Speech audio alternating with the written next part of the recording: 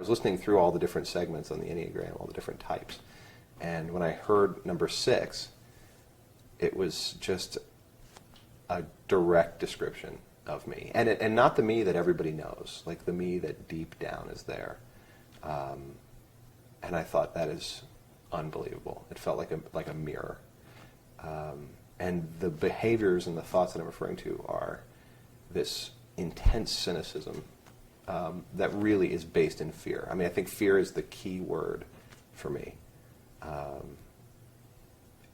Afraid of everything, you name it. But it's not like a cowering fear. It's a deep down, a core belief that ultimately the world can't be trusted.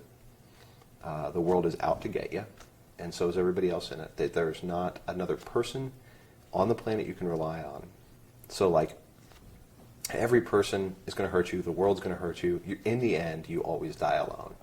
And you're never going to be okay. You're never going to be safe.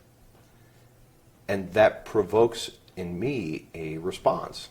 And that response is, I guess, what they call counterphobic, which is, I'm not going to cower. I'm going to run into the danger. But it's no less, it sort of like looks like courage, but it's just more fear. It's just one response to fear.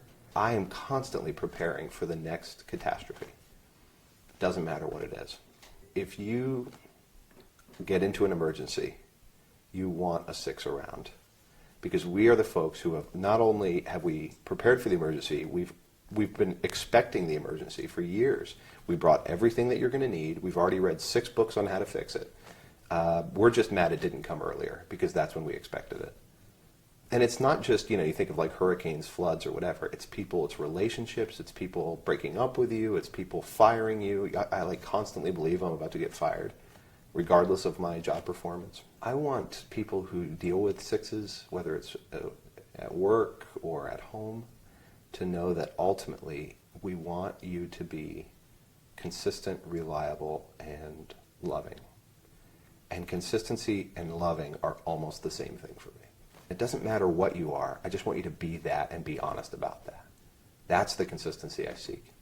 I think 6s are powerful, romantic people. I think that quest, it sounds weird because, you talk about these head types, you don't think romantic, but I think a 6's quest for loyalty and love manifests itself in acts of loyalty and love that are extremely romantic. For me, the most romantic thought in the world is that my wife has made a commitment. It's not about her feeling for me. It's her. I know she believes that we're committed to each other, and that she's going to be there next week, next year, and in 25 years. That's the most romantic thought in the world.